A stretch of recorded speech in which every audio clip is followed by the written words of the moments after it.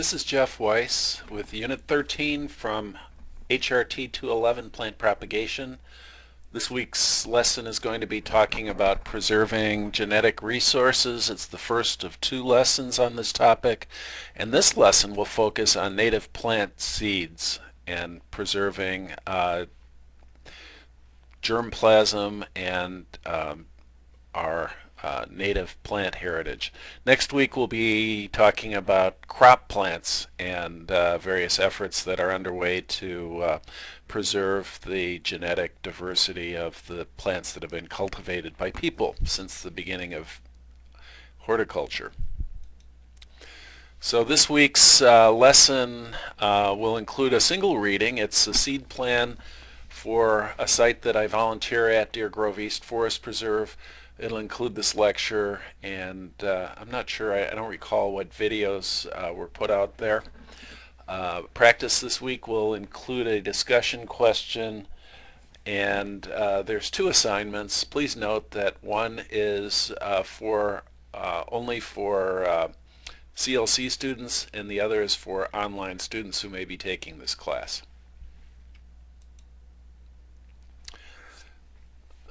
Key terms and concepts that we're going to be talking about include various habitats centered on the Midwest where these native plants occur and where their seeds might be collected. We'll talk about seed provenance, that is where seeds come from and why that might be important. We'll talk about various methods for collecting, mixing, and sowing seeds, and then we'll wrap up with some seed bank and rare plant monitoring slides, highlighting activities that are centered at institutions such as the Chicago Botanic Garden. On completion, you should be able to discuss how native plant propagation contributes to sustainable landscapes and describe steps in native seed propagation from harvesting, cleaning, mixing, and sowing, and even banking, which is preserving seeds and their unique genetic makeup for the future, for future propagators. So one of the strands of information that comes together here is this idea of revegetating landscapes that have undergone severe disturbance. For example, in Illinois, which once was indeed the prairie state, the amount of prairie remnant prairie, that is prairie that hasn't undergone plowing or severe grazing or other human disturbance, is less than 1/10 of 1% of the original land area. Just a few thousand acres of virgin prairie are left today. So the idea, in order to restore some of these landscapes, requires a number of steps. First, it requires clearing invasive plants or the other things that have disturbed the land since settlement times. And then secondly, to revegetate it, to restore and plant it with the species that were native to the area in order to create some semblance or replica or recreation of the original native plants and habitats. This can be accomplished in a number of ways, but one technique is enrichment, and that's to focus on the species that have declined over time and not emphasize some of the plants that are tolerant of these disturbed conditions and are likely to survive regardless of what happened to the land. This can be accomplished in our natural areas, but also can be accomplished on a local scale and indeed in your own yard by using native plants. There's many advantages, and this author, Douglas Ptolemy, is leading a vanguard of academics, landscapers, and other people who promote the use of native plants to sustain wildlife and to um, produce pleasing gardens and landscapes that will both be habitats to insect and will be sustainable in their own right, i.e. will require very little inputs of fertilizers, pesticides, or other or even watering in order to thrive and produce beautiful landscape effects. So what is meant by habitats? Well, in Illinois, in addition to being the prairie state, there were also vast areas of savanna, that is, areas where trees were beginning to move into the prairies, and in many cases only to be removed by periodic fires. So these areas where trees, and especially fire-resistant trees such as bur oaks, became established, were savannas. Those areas have been significantly reduced, almost lost to the area, just like prairies. And in some areas, the whole communities, Long Grove, Downers Grove, Buffalo Grove, were all named after oak savannas that were a prominent part of the landscape. Woodlands are more densely populated with trees. Wetlands in Illinois, and especially in the Chicago area, there are a variety of different kinds of wetlands.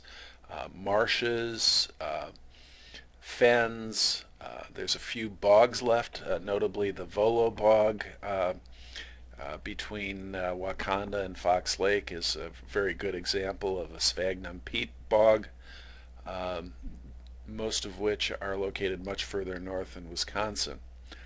And then a very important feature in our area are the dunes located along Lake Michigan, and the picture in the upper left here is of some flowers blooming in a Lake Michigan dune setting.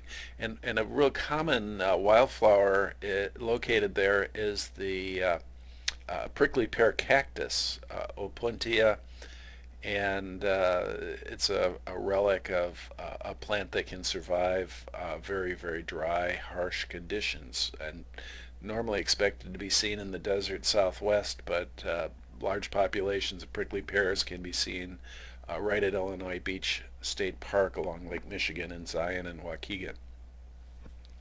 So these are the kinds of habitats where these native plants continued to survive, but in many cases, because of habitat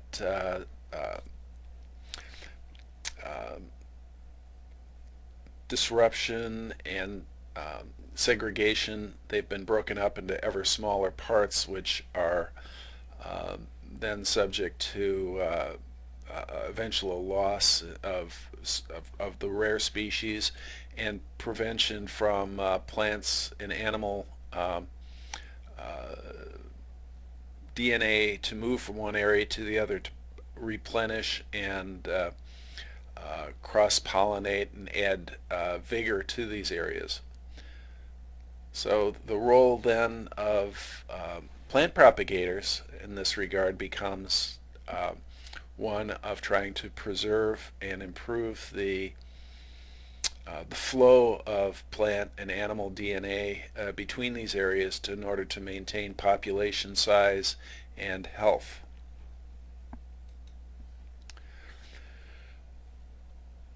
So within that notion, the idea of ecotype is important.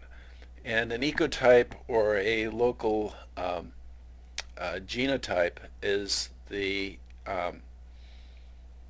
unique qualities of plant species that are adapted to grow locally. That is, they are um, uh, adapted to the local climate, the length of the days, and the frost, the first frost and the last frost dates, uh, the local rainfall and soil conditions.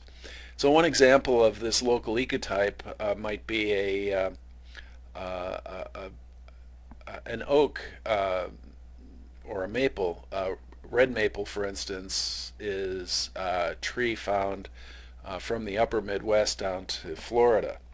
And a red maple from Florida transplanted into the Chicago area would probably be killed the first time a cold winter struck. So even though it's the same species, it goes dormant, but it'll leaf out too early in spring and lose its leaves too late in fall to survive our harsh winters. So this issue of north and south is a very important one, and ecotypes of the same species are adapted to local conditions in a number of ways. And one further thought is that plant adaptations north to south are more critical than from east to west, and in particular, windblown seeds and windblown pollen naturally disperse DNA from west to east. Um, so usually provenance is more of an issue north to south than it is from east to west. And nearly every place where there is ecological restoration, which is attempting to honor this idea of province and preserve local ecotypes, has some rules about how far away they will allow seeds to be brought in or plants to be brought in for a local site. And in the case of the Nature Center where I work, our guidelines are 25 miles for prairie seed and 50 miles for woodland seed, and the idea being that woodland seed is much more rare and difficult to obtain than prairie materials, so that we're a little more lenient on how far our seeds can come for plants designed to revegetate the woodlands. Now, harvesting seeds is an important activity for restoration and preserving diversity in our high quality natural areas. But it is important to observe certain protocols, and certainly getting permission from a landowner is a critical requirement for any seed gathering activity. And also then collecting the seeds when they're ripe is important, so as to get seeds that will be viable and not to waste the seeds and harm the plants before they're ready to give up their seeds. So it's usually, it depends quite a bit between species, but usually the seed heads will turn brown. They'll oftentimes break open, or the seeds will readily release from the plants. And sometimes the seeds can just be pulled from the plants. Other times a pruner or other tool will be necessary to cut the seed heads off away from the plants. But at least in order to allow enough seed to replenish the population and leave at least 50% of the seed heads behind for dispersal and for feeding wildlife. And under no circumstances collect species listed as threatened, endangered, or plants of conservation concern. Now, I don't know if anyone notices this particular seed head, but this looks to me like garlic mustard, and this is a noxious plant, and not one, definitely not a plant that we want to collect seed from. So it's an illustration, but please don't use this as a guide for what kinds of seeds to collect when you're out trying to preserve our natural heritage. And then cleaning seeds, a wide variety of tools and technologies are used to clean seeds, but most of them are simple screens of one type or another which separate the chaff from the pure seed. And the idea is to separate the seed either by getting the chaff to fly through and the seeds to stay behind, or vice versa. And in some cases, the fruits may need to be cracked with a hammer or with a block of wood before they're going to be ready to come out of the seed pod or the seed head.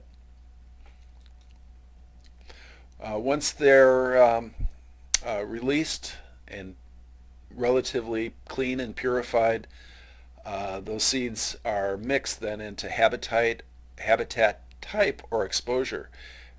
So one set of criteria is based on their whether you would find those seeds in a prairie versus a woodland versus a savanna versus a wetland. Another criterion is how much sunlight those plants might require in order to thrive. A third criteria might be the wetness of the soils in which they grow. All of these criteria are taken together and usually put in some sort of spreadsheet or some other formula is used to divide seeds into these habitat types and to split seeds of plants that can grow in multiple habitats. So mixed seeds can be extremely costly to purchase. This is one example of a shady woodland seed. Woodland plants are usually not prolific seed producers and sometimes are very, very difficult to collect. So in order to purchase 1 acre or enough seed of this particular mix to revegetate or to sow seeds on 1 acre of land, it costs nearly $5,000. And so this idea of having your own seed collection program to revegetate sites is potentially very valuable and very necessary in order to increase and increase the quantity of plants and to restore plant species or varieties that have been lost due to disturbance over time, or disturbance and especially competition from invasive plants.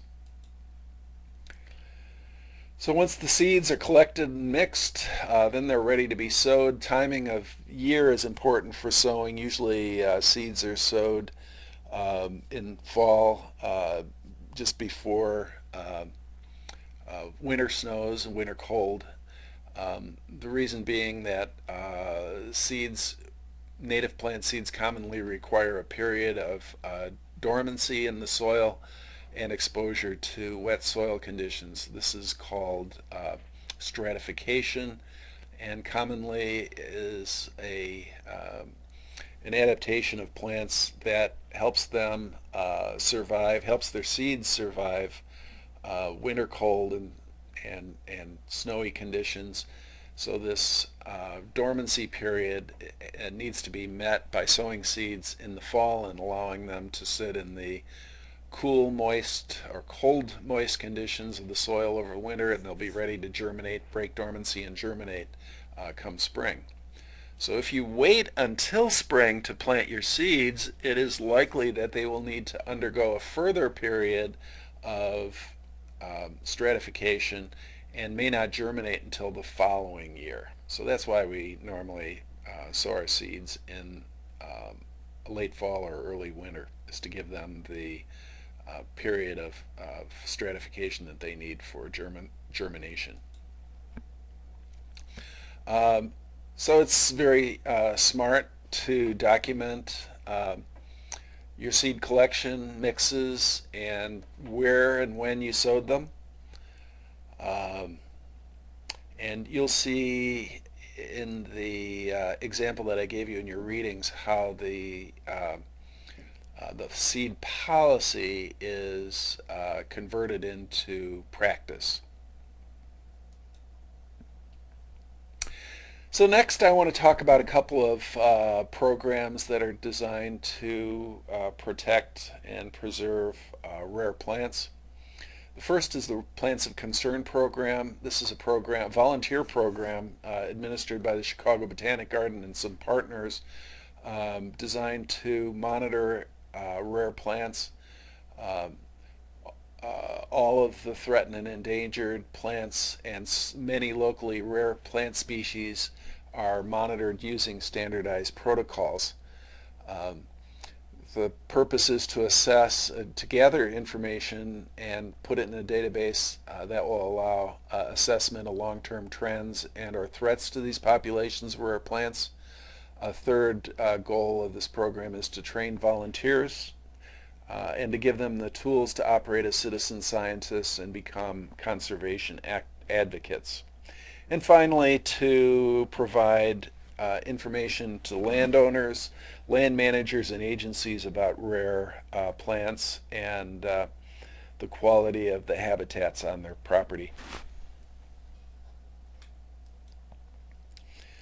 Another program that the Chicago Botanic Garden is involved in is the Seeds of Success program. We're going to get into some more detail about seed banks next in next week's assignment. But this program, Seeds of Success, was established in 2001 in combination with the Royal Botanic Gardens and the Kew Millennium Seed Bank in England. And the goal here is to preserve native plant germplasm and diversity around the world. So the Bureau of Land Management and the Chicago Botanic Garden are two agencies in the U.S. associated with this worldwide effort. And I was fortunate to spend some time with the manager of the seed program at the Chicago Botanic Garden when I was preparing for the curriculum, planning my curriculum for this class. And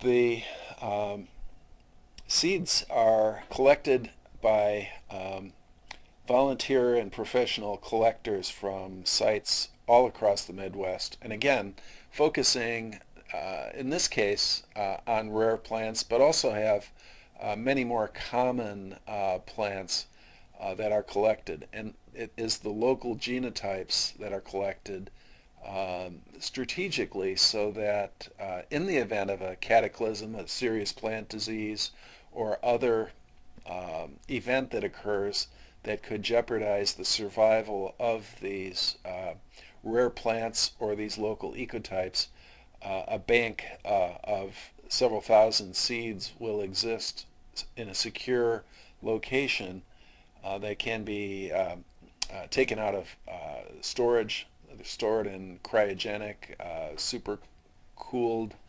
or not, maybe not super cooled, but cool conditions with control of moisture content to maximize the viability of the seeds for a very long period of time. And in the event of one of these catastrophic events, there will be some limited ability to reestablish populations of these rare plants. So it's a little bit esoteric, but I think it is a small but wise investment in the future of our plant diversity here on Earth to try to gather as much of this genetic information as possible in the form of rare seeds. And it's sad to think that we have so much influence over our planet that these precious organisms could be lost, but it is possible many of them have already been lost, and the rate of extinction of plants and animals across the world is gaining force and likely to become an environmental catastrophe in the future. So some people are trying to look out for that situation and take some steps to preserve this genetic heritage for the future, for future generations. So to find out more about this, do a search on Seeds of Success, or go to the Chicago Botanic Garden site, and you can learn much more about this and other programs, other conservation programs they have there. So, our discussion question for this week is to explain an advantage or a benefit and one challenge or downside in trying to establish native plants in your own yard or garden versus popular exotic bedding plants. So our garden centers very often provide what's easy and popular to grow at the moment, but I'm proposing through this assignment to suggest to you to consider the many benefits of using native plants, and so please post your thoughts if you agree with them or not, and let's have a good discussion on this topic this week.